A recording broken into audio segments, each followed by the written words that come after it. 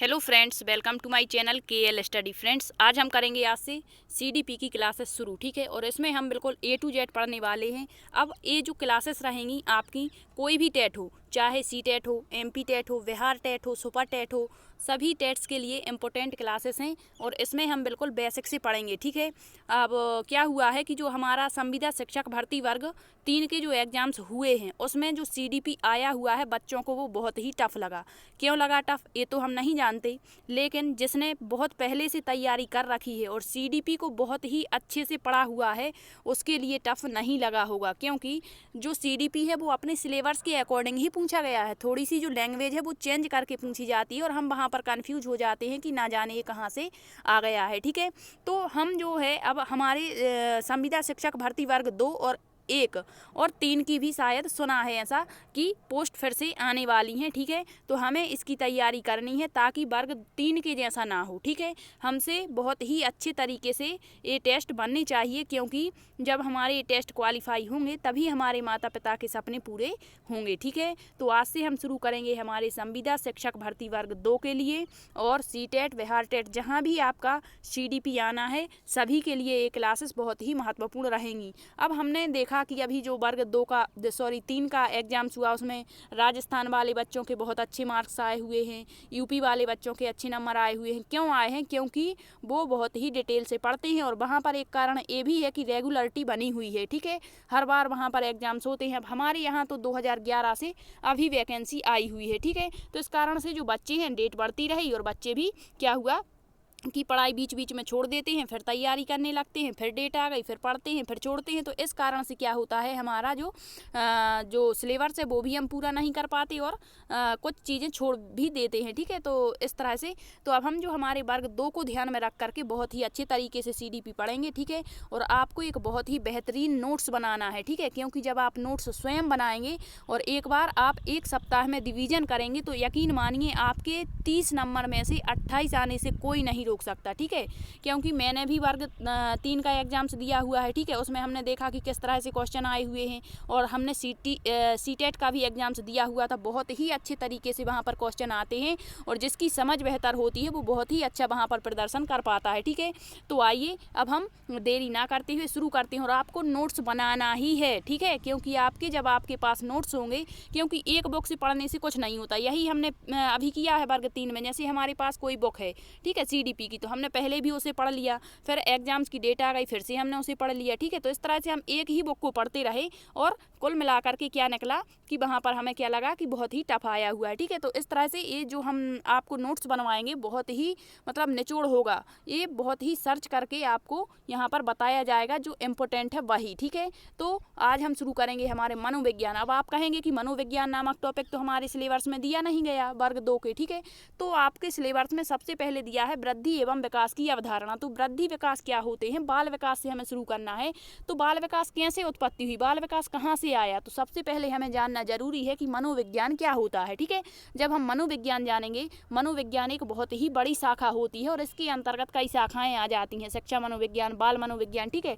तो जब हम मनोविज्ञान को जाने रहेंगे तो इससे ही हमारे शिक्षा मनोविज्ञान की उत्पत्ति होती है। शिक्षा मनोविज्ञान में मनोविज्ञान का योगदान रहता है, बाल मनोविज्ञान में योगदान रहता है, बाल विकास में इसका योगदान रहता है।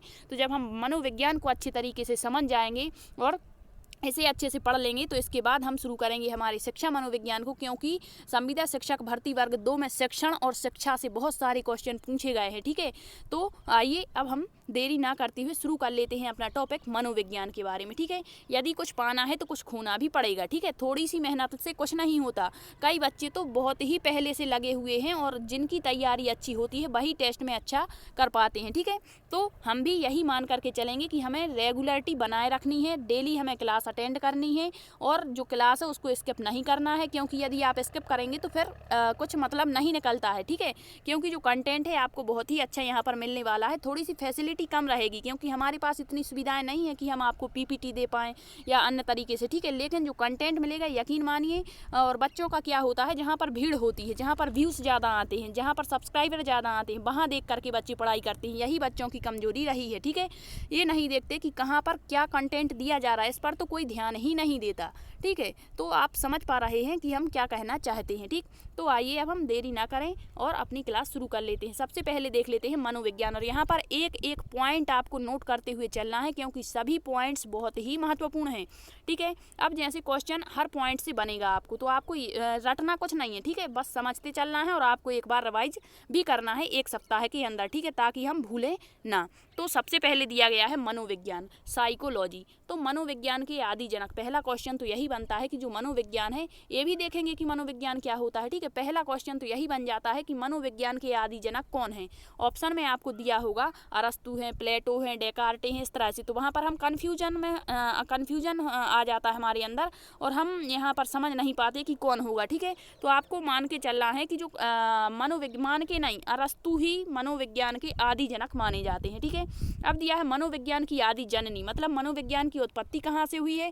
तो प्रारंभ में जो दर्शन शास्त्र होता था, ठीक है, इससे मनोविज्ञान की उत्पत्ति हुई है। तो पूछ लें यदि कि मनोविज्ञान के आदि जनक कौन है, तो अरस्तु हैं, और मनोविज्ञान की आदि जननी कौन है, तो दर्शन शास्त्र को माना जाता है। ठीक है, ये पॉइंट आप नोट कर लें। नेक्स्ट है, दिया है मनोविज्ञान शब्द का सर्वप्रथम प्रयोग किसने किया। तो पूछा जाता है, ठीक है, मनोविज्ञान शब्द का सर्वप्रथम प्रयोग किसने किया। यहाँ पर क्या देखना है आपको, प्रयोग पूछा गया है, ना कि उत्पत्ति। ठीक है, यहाँ पर क्या पूछा है, मनोविज्ञान शब्द का सर्वप्रथम प्रयोग किसने किया है। तो ये किया है रूडोल्फ गोल्काय ने। किसने, रूडोल्फ गोल्काय। कहीं कहीं गोल किले मिलता है, तो आपको रूडोल्फ याद रखना है। ठीक है, और कब किया, तो सन 1590 ईस्वी में इन्होंने इसका प्रयोग किया था। ठीक है, आपको ये तीनों पॉइंट अच्छे से याद रखने हैं। अब देख लेते हैं कि मनोविज्ञान क्या होता है। तो जो हमारी बुक्स दी गई हैं या बुक्स हम खरीदते हैं, उसमें बस दिया होता है कि जो मनोविज्ञान होता है वो मानव और पशु का अध्ययन करता है, या मानव और पशु व्यवहार के अध्ययन को मनोविज्ञान कहते हैं। ठीक है, तो ये तो सभी को पता है। ठीक है, लेकिन जो मनोविज्ञान है वो असली में होता क्या है। ठीक है, तो ये हम देखते हैं। जो मनोविज्ञान है, मनोविज्ञान में प्राणी, अब प्राणी में चाहे जीव हो, चाहे जंतु हो, चाहे पशु हो, चाहे पक्षी हो, सब कुछ आ जाएगा, चाहे मानव हो। ठीक है, तो मनोविज्ञान में प्राणियों का अध्ययन किया जाता है। ठीक, अब प्राणी कैसे प्रत्यक्षण करते हैं, यहाँ पर हमें क्या बताना है कि मनोविज्ञान क्या है। प्राणी जो है, मनुष्य है, पशु है, पक्षी है, कैसे प्रत्यक्षण करते हैं। अब आपको जब प्रत्यक्षण पता होगा तब तो आप यहाँ पर समझ पाएंगे। ठीक है, तो प्रत्यक्षण आपने पढ़ा होगा, संवेदना क्या होती, प्रत्यक्षीकरण क्या होता है। तो ज्ञान की जो पहली सीढ़ी होती है वो हमारी संवेदना होती है। ठीक है, आई होप आपको समझ में आ रहा होगा। ठीक है, यदि समझ में आ रहा है तो वीडियो को लाइक शेयर भी करते चलना। ठीक, तो प्राणी कैसे प्रत्यक्षण करते, मतलब जैसे हमारे सामने कोई वस्तु आ गई तो हम उसको किस तरह से अपने ज्ञान तंतुओं के माध्यम से अपने अंदर उसको ले जा रहे हैं और उसको समझ पा रहे हैं, यही होता है प्रत्यक्षण। ठीक है, तो कैसे प्राणी प्रत्यक्षण करता है, कैसे प्राणी सीखता है, कैसे सोचता है, कैसे याद करता है, कैसे समझता है, साथ ही साथ जो है प्राणी पर्यावरण की वस्तुओं या जो घटनाएं होती हैं उनसे किस तरह से अंतःक्रियाएं करता है, इन सब का अध्ययन मनोविज्ञान में किया जाता है। क्या आपने कभी सोचा है कि मनुष्य कैसे सीख रहा है? ऐसा क्या यंत्र है मनुष्य के अंदर जो मनुष्य सीख लेता है? ऐसा क्या है जो मनुष्य सोचता है? ऐसा क्या है जो याद करता है? तो इस सब का जो अध्ययन है वो मनोविज्ञान में किया जाता है। ठीक है, किसमें, मनोविज्ञान में किया जाता है। अब आपको बता दें कि जो मनोविज्ञान होता है, जैसे कोई व्यक्ति, 2 व्यक्ति मान के चलिए, कोई 2 व्यक्ति हैं। ठीक है, कोई 2 व्यक्ति हैं और 2 व्यक्ति हैं यहाँ पर। तो एक व्यक्ति जो है वो किसी चीज़ को बहुत ही जल्दी से याद कर लेता है, बहुत ही जल्दी से क्या कर लेता है, याद कर लेता है। लेकिन जो दूसरा व्यक्ति है उसी चीज़ को बहुत ही देरी से याद करता है या उसे कभी कभी याद ही नहीं होता। तो ऐसा क्यों होता है? ठीक है, तो आपको बता दें कि ये सारा जो कुछ है ये मनोविज्ञान का ही खेल है। ये सब अध्ययन जो है वो मनोविज्ञान में किए जाते हैं। ठीक है, अब जो कोई समस्या जैसे हमारे सामने आ गई तो एक व्यक्ति मतलब उसको सॉल्व तो कर सकते हैं, ठीक है, समस्या को, लेकिन एक जो व्यक्ति है वो अपने मतलब मनोविज्ञान के आधार पर समस्या को सॉल्व करेगा और एक व्यक्ति जो है वो अपने अनुभव के आधार पर सॉल्व करेगा। तो जो अनुभव के आधार पर सॉल्व करेगा समस्या को, वो केवल समस्या के जो विस्तृत नहीं कह सकते, जो सरल पक्ष होते हैं उसके आधार पर इसे सॉल्व करेगा। लेकिन जो मनोविज्ञान है, मनोवैज्ञानिक जो होगा वो इस समस्या को कैसे सॉल्व करेगा, तो वो इसके बिल्कुल A to Z पॉइंट को देखेगा, ठीक है, इसके बाद इसे सॉल्व करेगा। तो सबसे अच्छा कौन माना जाएगा? जो मनोवैज्ञानिक होगा, क्योंकि ये बहुत ही सूक्ष्म तरीके से समस्या को सॉल्व कर रहा है। ठीक है, अब हम देख लेते हैं, आपको इतना समझ में आ चुका होगा। एक बार रिकॉल करते हैं हम। मनोविज्ञान के आदि जनक कौन है? अरस्तु है। मनोविज्ञान की आदि जननी कौन है? दर्शन शास्त्र है। मनोविज्ञान शब्द का सर्वप्रथम प्रयोग रूडोल्फ गोल्काय ने किया था सन 1590 में। ठीक है, अब मनोविज्ञान क्या है ये आपको समझ में आ गया होगा। मनोविज्ञान मानव एवं पशुओं का अध्ययन करता है, या मनोविज्ञान में प्राणियों का अध्ययन किया जाता है। प्राणी कैसे प्रत्यक्षण करता है, कैसे सीखता है, कैसे सोचता है, याद करता है, समझता है, साथ ही साथ पर्यावरण की वस्तुओं घटनाओं के साथ किस तरह से अंतःक्रियाएं करता है आदि, इस सब का अध्ययन जो किया जाता है वो मनोविज्ञान के अंतर्गत किया जाता है। ठीक है, अब दिया गया है मनोविज्ञान की उत्पत्ति एवं अर्थ। तो ये तो सभी ने पढ़ा हुआ है कि मनोविज्ञान की उत्पत्ति कैसे हुई, इसका अर्थ कैसे क्या है और इसका विकास किस क्रम में चलता है। कि मनोविज्ञान पहले आत्मा का विज्ञान माना जाता था, इसके बाद मन मस्तिष्क का, इसके बाद चेतना और वर्तमान में व्यवहार का। ठीक है, तो ये तो सभी को पता है, लेकिन एक बार हम फिर से देख लेते हैं। तो जो मनोविज्ञान है, मनोविज्ञान की उत्पत्ति जो है किस भाषा के शब्द से हुई है। तो मनोविज्ञान जिसे हम साइकोलॉजी कहते हैं, यह 2 ग्रीक शब्दों, यदि आपको ग्रीक नहीं मिलता ऑप्शन में तो आपको देखने को मिल जाएगा यूनानी। क्या? यूनानी। ठीक है, तो ये याद रखना है। कुछ शब्द होते हैं, पूछ लेता है किस शब्द की उत्पत्ति किस भाषा से हुई है। ठीक है, तो दिया गया है यहाँ पर कि मनोविज्ञान जो है साइकोलॉजी 2 ग्रीक शब्दों से मिलकर बना हुआ है। ग्रीक शब्द कौन कौन से हैं तो इसकी स्पेलिंग आपको याद रखनी है। साइकी और लोगोस से मिलकर बना हुआ है। अब यहाँ पर जो साइकी है इसका अर्थ होता है आत्मा, और लोगोस का अर्थ क्या होता है, अध्ययन करना या विवेचना करना। ठीक है, तो क्या होता है, मनोविज्ञान शब्द की उत्पत्ति ग्रीक भाषा के 2 शब्दों साइकी और लोगोस से हुई है। साइकी का अर्थ है आत्मा और लोगोस का अर्थ होता है अध्ययन करना। ठीक है, इस प्रकार हम कह सकते हैं कि जो मनोविज्ञान है वो आत्मा का अध्ययन करने वाला विज्ञान था। कब? प्रारंभ में। ठीक है, प्राचीन समय में, लेकिन अब नहीं है। ठीक है, अतः इस शाब्दिक अर्थ के अनुसार मनोविज्ञान को आत्मा का अध्ययन करने वाला विज्ञान माना गया। ये सभी को याद होता है। ठीक है, फिर भी आपको स्पेलिंग इसकी याद रखनी है, क्योंकि बहुत छोटी छोटी चीज़ें जो होती हैं इन्हीं में हम गलती कर जाते हैं। ठीक है, नेक्स्ट देख लेते हैं मनोविज्ञान का विकास कैसे हुआ। तो प्रारंभ में जो हमारे अरस्तु थे, प्लेटो थे, डेकार्टे थे, ठीक है, तो ये सब क्या मानते थे कि जो मनोविज्ञान है वो आत्मा का विज्ञान है। ठीक है, केवल आत्मा का अध्ययन करना ही ये मनोविज्ञान मानते थे, क्योंकि प्रारंभ में जो दर्शन शास्त्र से अलग इसे किया गया था मनोविज्ञान को, इस कारण से। ठीक है, तो दर्शन शास्त्र में आत्मा परमात्मा, ठीक है, इसी का अध्ययन होता था।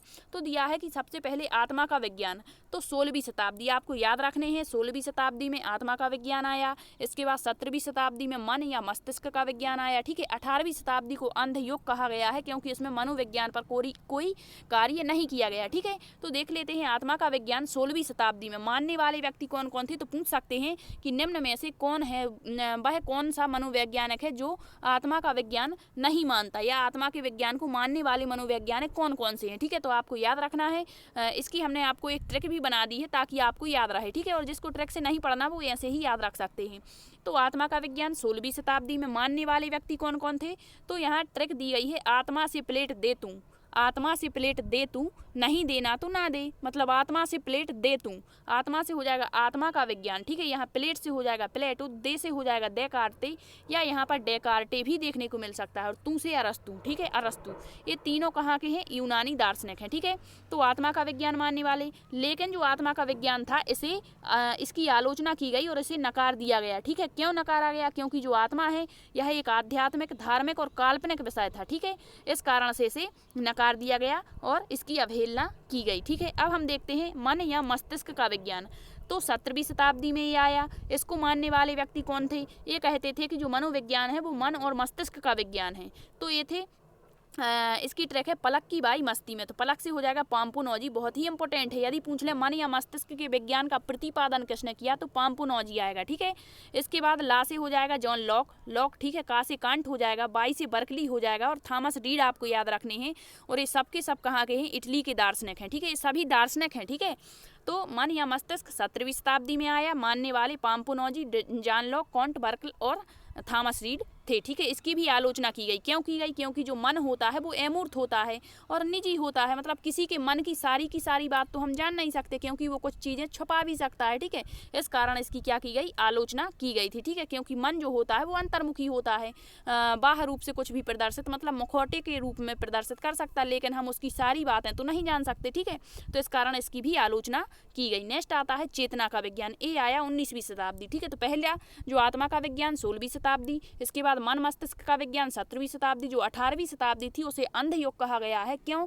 क्योंकि इसमें मनोविज्ञान पर कोई भी कार्य नहीं किए गए हैं। ठीक है, अब आता है जो चेतना का विज्ञान, वो 19वीं शताब्दी में आता है। तो इसका क्रम भी पूछा जा सकता है आपसे। ठीक है, तो याद रखना। इसको मानने वाले एक कौन कौन थे? तो जिन्होंने जो मनोविज्ञान है, चेतना का विज्ञान माना, वो है विलियम वुंट, इनके शिष्य थे टिचनर और जेम्स सली। ठीक है, तो यदि पूछ लें कि चेतना के विज्ञान का प्रतिपादन किसने किया, तो प्रतिपादन किया है विलियम वुंट ने। ठीक है, और इनके जो शिष्य थे वो टिचनर थे और जेम्स सली। तो इन्होंने क्या माना है? मनोविज्ञान को चेतना का विज्ञान माना है। अब इसकी आलोचना क्यों की गई चेतना के विज्ञान की? तो चेतन जो मन होता है हमारा, हमने पढ़ा हुआ है, सिगमंड फ्रायड ने मन के बारे में बताया था, चेतन, अचेतन और अर्धचेतन। ठीक है, तो जो चेतन मन होता है वो केवल 1/10 भाग होता है, बाकी का अचेतन होता है।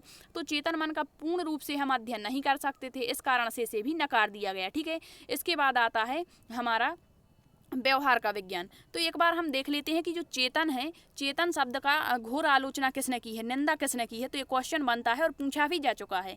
तो ब्रिटिश मनोवैज्ञानिक थे विलियम मैकडूगल। आपने विलियम मैकडूगल के बारे में तो पढ़ा ही होगा, जिन्होंने हमारे संवेगों के बारे में, मूल प्रवृत्तियों के बारे में चर्चा की हुई है। ठीक है, तो जो विलियम मैकडूगल थे, इन्होंने सन 1905 में, कब? सन 1905 में इनकी पुस्तक थी आउटलाइन ऑफ साइकोलॉजी। तो एक एक शब्द यहाँ पर इंपॉर्टेंट है, पूछ लेंगे कि विलियम मैकडूगल कहाँ के निवासी हैं? ब्रिटिश मनोवैज्ञानिक हैं। ठीक है, इनकी पुस्तक कौन सी है? तो आउटलाइन ऑफ साइकोलॉजी। इसके पृष्ठ नंबर 16 पर जो चेतन शब्द है, इसको बुरा शब्द बता करके इसकी आलोचना इन्होंने की है। तो पूछ सकते हैं कि चेतना शब्द की आलोचना किस मनोवैज्ञानिक ने की है? तो विलियम मैकडूगल ने। कब की है? तो 1905 में। किस पुस्तक में की है इनकी? तो आउटलाइन ऑफ साइकोलॉजी में। ठीक है, ये याद रखना। अब देख लेते हैं हमारा व्यवहार का विज्ञान जो वर्तमान में प्रचलित है। तो व्यवहार का विज्ञान, मनोविज्ञान जो है वो व्यवहार का विज्ञान है, ऐसा माना गया। कब? 20वीं शताब्दी में। मानने वाले व्यक्ति कौन थे? तो प्रतिपादक यदि पूछ लें व्यवहार के विज्ञान के प्रतिपादक कौन है, तो वाटसन महोदय हैं। ठीक है, इसके अलावा भी अन्य है, वुडवर्थ है, मैकडूगल है, स्किनर है, ये सबके नाम आ जाते हैं इसमें। ठीक है, लेकिन जो मेन प्रतिपादक हैं वो हैं वाटसन। अब देख लेते हैं वर्तमान समय में जो हमारा मनोविज्ञान है वो व्यवहार का विज्ञान ही है, क्योंकि इसके बारे में हम वस्तुनिष्ठ तरीके से सोच सकते हैं, पशु पक्षियों का, प्राणियों का भी अध्ययन इसमें कर सकते हैं। ठीक है, तो आई होप आपको ये चारों के चार अच्छे से समझ में आ चुके होंगे। ठीक है, तो कैसे विकास हुआ आपको समझ में आ चुका है। सबसे पहले आत्मा का विज्ञान, इसके बाद आया मन या मस्तिष्क का विज्ञान, इसके बाद आया चेतना का विज्ञान, इसके बाद आया व्यवहार का विज्ञान। ठीक है, अब हम देख लेते हैं मनोविज्ञान की परिभाषाएं, क्योंकि परिभाषाओं से भी क्वेश्चन पूछे गए हैं वर्ग 3 में। ठीक है, तो जब वर्ग 3 में पूछे गए हैं तो वर्ग 2 में तो जाहिर सी बात है कि पूछे ही जाएंगे। और जो यहाँ पर डेफिनेशंस ली गई हैं बहुत ही इंपॉर्टेंट है। ठीक है, आपको रटना बिल्कुल भी नहीं है, आप की पॉइंट पकड़िए और याद कर लीजिए। ठीक है, और जब आप रिवाइज करते रहेंगे तो कभी नहीं भूलेंगे। ठीक है, फिर जब हमारा ऑप्शन हमें दिखता है तो वहाँ पर हमारा जो हमारे दिमाग में क्लिक हो जाता है कि इसका आंसर यही होगा। ठीक है, तो आइए देरी ना करते हुए फिर से देख लेते हैं मनोविज्ञान की परिभाषाएं। तो यहाँ पर दिया गया है सबसे पहले वुडवर्थ की। तो वुडवर्थ ने जो हमारा जो मनोविज्ञान है इसका विकास क्रम के बारे में ही बताया है। जैसे क्या है इनकी परिभाषा? सर्वप्रथम मनोविज्ञान ने आत्मा का त्याग किया। ठीक है, इसके बाद मन का त्याग किया, इसके बाद चेतना को त्यागा और अब व्यवहार की विधि को स्वीकार करता है। एक इसकी परिभाषा है, वुडवर्थ की परिभाषा है। तो ये तो आपको आसानी से याद रहेगी। ठीक है, नेक्स्ट देख लेते हैं वाटसन। इनकी परिभाषा बहुत ही इंपॉर्टेंट है, हर बार पूछी जाती है। ठीक है, तो वाटसन की कई परिभाषाएं हैं। ठीक है, इन्होंने मनोविज्ञान की कई परिभाषाएं दी हैं। इसमें हमने एक ही परिभाषा में इंक्लूड इनके सारे शब्द इंक्लूड कर दिए हैं ताकि हमें एक मतलब नॉलेज रहे कि किस तरह से इन्होंने परिभाषाएं दी हैं। वाटसन ने कहा है कि मनोविज्ञान व्यवहार का धनात्मक विज्ञान है। ठीक है, इन्हीं ने कहा है कि मनोविज्ञान व्यवहार का शुद्ध विज्ञान है। अलग अलग पूछा जाएगा, हमने यहाँ पर एक ही परिभाषा में सारा कुछ डाल रखा है। ठीक है, तो क्या पूछा जाएगा कि मनोविज्ञान व्यवहार का धनात्मक विज्ञान है, किसने कहा है? तो वाटसन ने।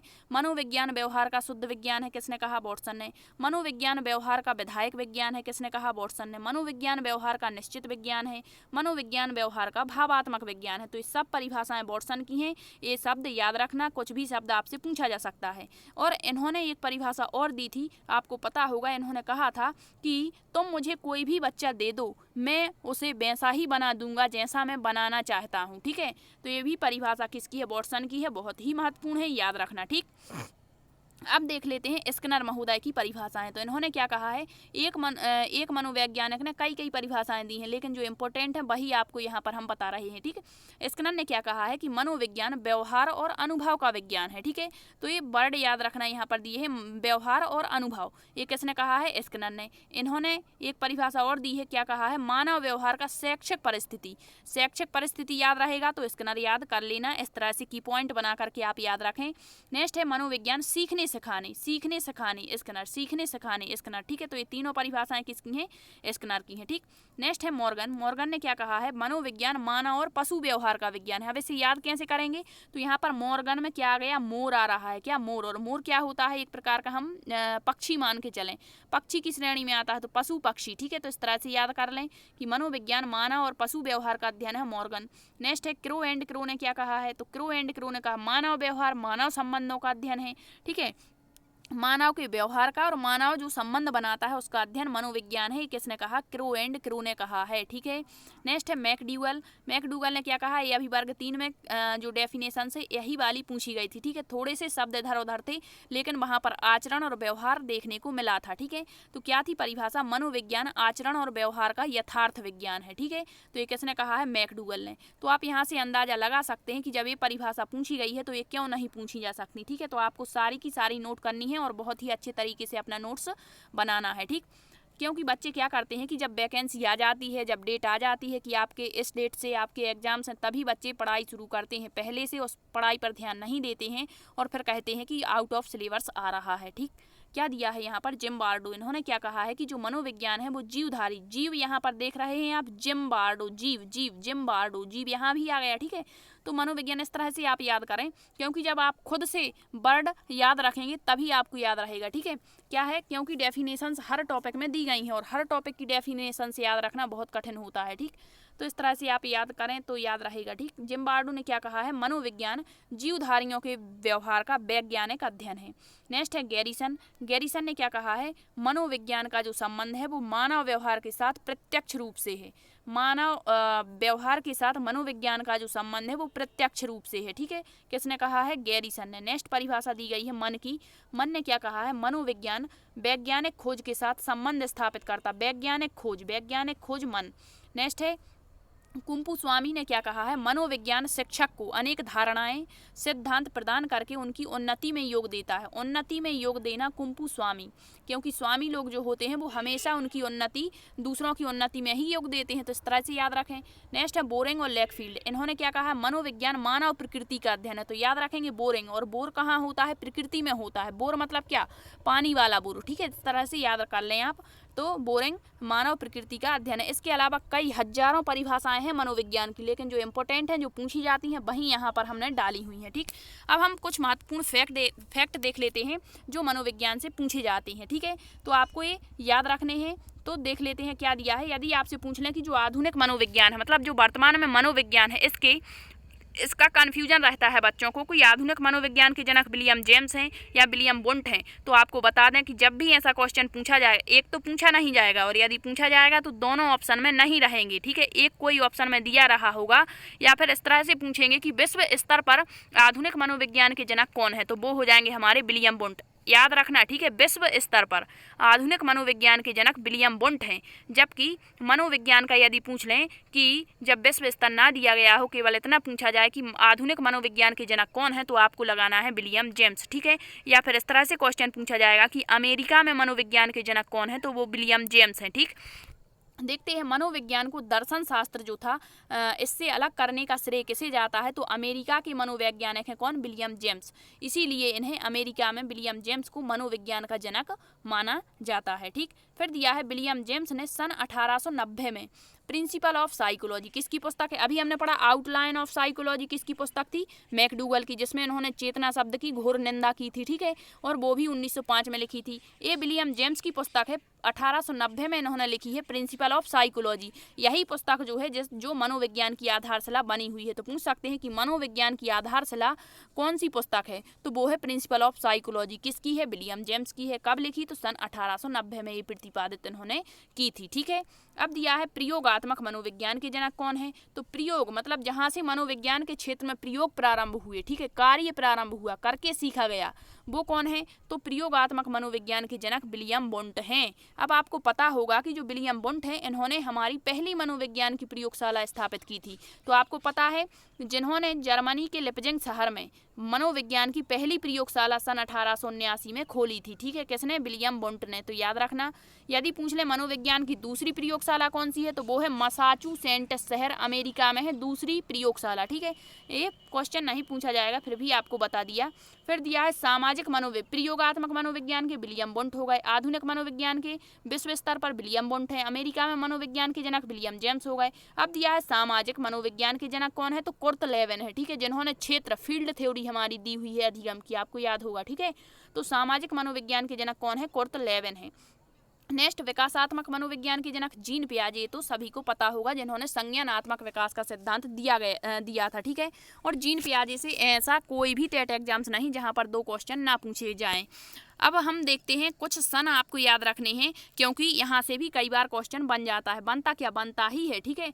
तो कुछ ये सन दिए गए हैं, आपको रटने नहीं है, बस आप रिकॉल करते रहेंगे तो ये आपको याद रहेंगे। दिया गया है सबसे पहले सन 1879 विलियम वुंट ने लिपजिंग जर्मनी प्रथम मनोविज्ञान प्रयोगशाला खोली। कब, सन 1879 में विलियम वुंट ने लिपजिंग जर्मनी में मनोविज्ञान की पहली प्रयोगशाला खोली। 1890 मतलब एक क्रम से लिए हैं हमने ताकि आपको याद करने में आसानी रहे।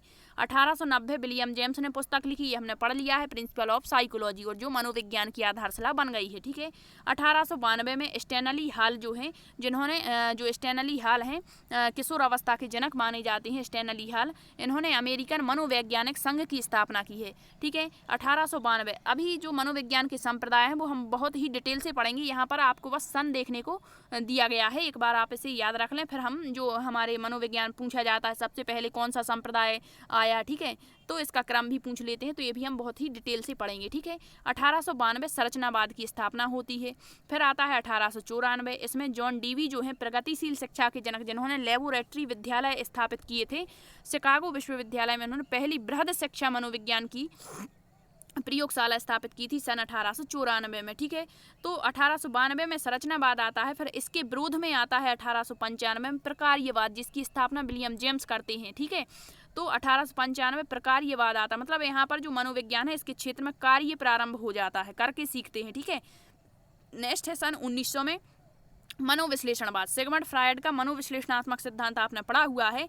तो इसका जो स्थापना है वो कब होती है, सन 1900 में होती है। 1912 में गेस्टाल्टवाद, अब आप कहेंगे कि गेस्टाल्टवाद की स्थापना तो 1920 में होती है, फिर ये 1912 क्यों, तो गेस्टाल्टवाद की स्थापना दी गई है, ये नहीं कहा कि जर्मनी में गेस्टाल्ट संप्रदाय का उदय, नहीं, जर्मनी का पूछते हैं तो 1920 होता है, लेकिन जो गेस्टाल्टवाद है, जो समग्रवाद है, जो पूर्ण से अंश की ओर सिद्धांत है, ये किसने दिया है, कोहलर, कोफ्फा और कुर्ट लेविन ने दिया है, ठीक है, बर्दीमर भी हैं उसमें साथ में। तो गेस्टाल्ट संप्रदाय की यदि स्थापना पूछते हैं तो 1912 ही इसका करेक्ट आंसर होगा, ठीक है। फिर दिया है 1913 व्यवहारवाद की स्थापना हुई हमारी। फिर आता है 1916, तो यदि भारत में पूछ लें कि मनोविज्ञान की स्थापना कब होती है, तो भारत में सन 1916 में ही इसकी शुरुआत होती है। कहाँ से, कोलकाता विश्वविद्यालय में मनोविज्ञान का प्रथम विभाग खोला गया था, किसके द्वारा, एन सेन गुप्ता के द्वारा, ठीक है। 1920 जर्मनी में गेस्टाल्ट ए आ गया, ठीक है। 1912 में इसकी स्थापना हुई, लेकिन जर्मनी में उदय कब हुआ, तो 1920 में हुआ था। फिर दिया है 1924 में भारतीय मनोवैज्ञानिक भारतीय, ठीक है, 1924। 1954 में इलाहाबाद में मनोविज्ञान की शाला स्थापित की गई थी, ठीक है। अब हम देखते हैं भारत में मनोविज्ञान का विकास कैसे कैसे हुआ, कब हुआ, ठीक है। तो भारत सन 1915 में कोलकाता विश्वविद्यालय में प्रायोगिक मनोविज्ञान का प्रथम पाठ्यक्रम रखा गया था, और इसकी शुरुआत कब की गई, तो 1916 में की गई थी कलकत्ता विश्वविद्यालय से, ठीक है। फिर 1938 आता है, पूछ लें अनुप्रयुक्त मनोविज्ञान का विकास कब होता है, 1938 में, किसके द्वारा, तो डॉक्टर एन सेन गुप्ता के द्वारा ही होता है।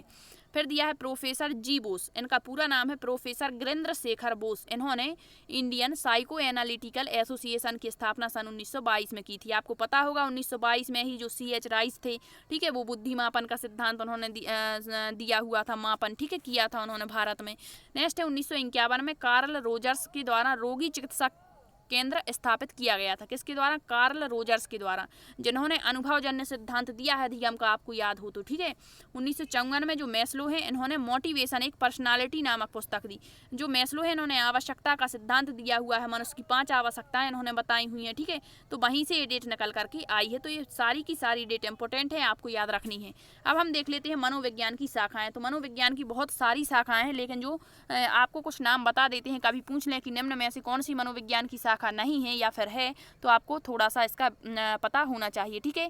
तो दिया है शिक्षा मनोविज्ञान, बिल्कुल ये मनोविज्ञान की शाखा है। बाल मनोविज्ञान, बाल मनोविज्ञान में गर्भ अवस्था से बाल्य अवस्था तक का अध्ययन किया जाता है। इसी कारण से बाल मनोविज्ञान के स्थान पर बाल विकास प्रचलित हुआ, क्योंकि जो बाल विकास होता है उसमें गर्भ अवस्था से किशोर अवस्था का अध्ययन होता है। लेकिन जो बाल मनोविज्ञान है, एक क्वेश्चन पूछा जा चुका है कि बाल विकास में कब से कब तक का अध्ययन किया जाता है। तो ये भी हम जब बाल विकास की शुरुआत करेंगे तो बहुत ही अच्छे तरीके से पढ़ेंगे, ठीक है। अभी बस आपको याद रखना है कि जो बाल मनोविज्ञान है, गर्भ से बाल्यावस्था का अध्ययन इसमें होता है। फिर दिया है किशोर मनोविज्ञान, प्रौढ़ मनोविज्ञान, पशु मनोविज्ञान, मानव प्रयोगात्मक मनोविज्ञान, ये शाखाएं हैं हमारे मनोविज्ञान की, ठीक है। व्यक्तिगत मनोविज्ञान, सामान्य मनोविज्ञान, असामान्य मनोविज्ञान, इसमें मानसिक रोगों का अध्ययन होता है। निदानात्मक व उपचारात्मक मनोविज्ञान, ये हमें सारा कुछ नहीं पढ़ना है, क्योंकि हमारे सिलेबस में नहीं है। हमें तो बस बाल मनोविज्ञान पढ़ना है, क्योंकि बाल मनोविज्ञान से ही बाल विकास का उदय हुआ है, और शिक्षा मनोविज्ञान के बारे में पढ़ना है, ठीक है। फिर दिया है समाज मनोविज्ञान, संज्ञानात्मक मनोविज्ञान, इसमें संज्ञानात्मक मनोविज्ञान में हमारे वो जीन प्याजे आ जाएंगे, ठीक है। इसके अलावा हमारा संज्ञान, संवेग, सब कुछ इसी में आ जाता है। अपराध मनोविज्ञान आ जाता है। परा मनोविज्ञान, परा मतलब मन से परे, मतलब जो मन से परा है, मन से परे है, उसका अध्ययन इसमें किया जाता है। सैन्य मनोविज्ञान, औद्योगिक व्यवहार मनोविज्ञान, औपचारिक मनोविज्ञान, शारीरिक मनोविज्ञान, सुधारात्मक मनोविज्ञान, सैद्धांतिक मनोविज्ञान। आप यहाँ अंदाजा लगा सकते हैं कि मनोविज्ञान की कितनी सारी शाखाएं प्रचलित हैं। यदि जब हम एक शाखा बाल मनोविज्ञान का अध्ययन करते हैं तो इतना सारा है बाल मनोविज्ञान में, ठीक है। यदि इन सब का अध्ययन करेंगे तो आप सोचिए कि हम तो पागल ही हो जाएंगे, ठीक है। दिया है प्रायोगिक मनोविज्ञान या प्रयोगात्मक मनोविज्ञान और कानून मनोविज्ञान। तो ये जो कुछ इंपॉर्टेंट शाखाएं थी वो आपको यहाँ पर बता दी हैं, ठीक है। इसके बाद हम क्या पढ़ेंगे नेक्स्ट क्लास में अपना, क्योंकि क्लास ज़्यादा बड़ी होने से बच्चों को बोरियत होने लगती है, ठीक है। तो हम नहीं चाहते कि आपको कुछ भी समझ में ना आए, ठीक। तो हम थोड़ा थोड़ा करके बहुत ही अच्छे तरीके से अपनी क्लासेस को जारी रखेंगे और आपको कंटिन्यू क्लास भी दी जाएंगी, ठीक है। आपको बस रेगुलरिटी बनाए रखनी है, क्योंकि जब आप रेगुलर क्लासेस लेंगे तो आपको एक आइडिया लगेगा कि किस तरह से क्वेश्चन, और जब हमारा पूरा मतलब जैसे मनोविज्ञान वाला टॉपिक है, जब ये कंप्लीट हो जाएगा तो इसका क्वेश्चन भी आपको कराए जाएंगे कि किस तरह से क्वेश्चन पूछे जाते हैं, किस तरह से लैंग्वेज चेंज की जाती है, और प्रैक्टिस सेट भी लगाएंगे, ठीक है। और हम सभी, चाहे रीट हो, चाहे यूपी टेट हो, चाहे सुपर टेट हो, चाहे हमारा एमपी टेट वर्ग 2 के पिछले प्रश्न पत्र हो, सारे के सारे लगाएंगे, क्योंकि इससे हमें एक अंदाज़ा लग जाता है कि किस तरह से क्वेश्चन पूछे जाते हैं। और जो बच्चे सेट लगाते हैं उनके नंबर हमेशा से ही बड़े हुए हैं, ठीक है। तो आई होप आपको ये सेशन पसंद आया होगा। यदि सेशन पसंद आया है तो लाइक करना, शेयर, और अपने मित्रों को शेयर भी करना, क्योंकि क्या होता है कि जब हम दूसरों का भला करते हैं तो अपना भला तो होता ही है, ठीक है। और मन में किसी भी प्रकार का आपको द्वेष भावना नहीं रखनी है, क्योंकि इससे कुछ नहीं मिलता, ठीक है। अब नेक्स्ट क्लास में हम क्या पढ़ेंगे आपको एक बार बता दें। मनोविज्ञान के संप्रदाय पढ़ेंगे हम, ठीक है। मनोविज्ञान के लक्ष्य भी पढ़ेंगे। लक्ष्य पूछे जाते हैं कि मनोविज्ञान के कितने लक्ष्य होते हैं, ठीक है। इसके बाद हम शुरू करेंगे हमारे शिक्षा मनोविज्ञान। शिक्षा मनोविज्ञान के बारे में विभिन्न विद्वान जैसे टैगोर हैं, महात्मा गांधी हैं, गिरिंद्र शेखर बोस हैं, अरविंद घोष हैं, ठीक है। इन्होंने इनसे भी क्वेश्चन पूछे गए हैं, ठीक है। डेफिनेशंस पूछी गई हैं कि महात्मा गांधी ने शिक्षा के बारे में क्या कहा है, ठीक है। तो ये भी हम पढ़ेंगे। इसके बाद पढ़ेंगे बाल मनोविज्ञान, और फिर वहाँ से हमारे बाल विकास की शुरुआत हो जाएगी, और फिर हम धीरे धीरे हमारे सारे टॉपिक कंप्लीट करते हुए चलेंगे, ठीक है। तो आई होप आपको सेशन पसंद आया होगा। Thank you.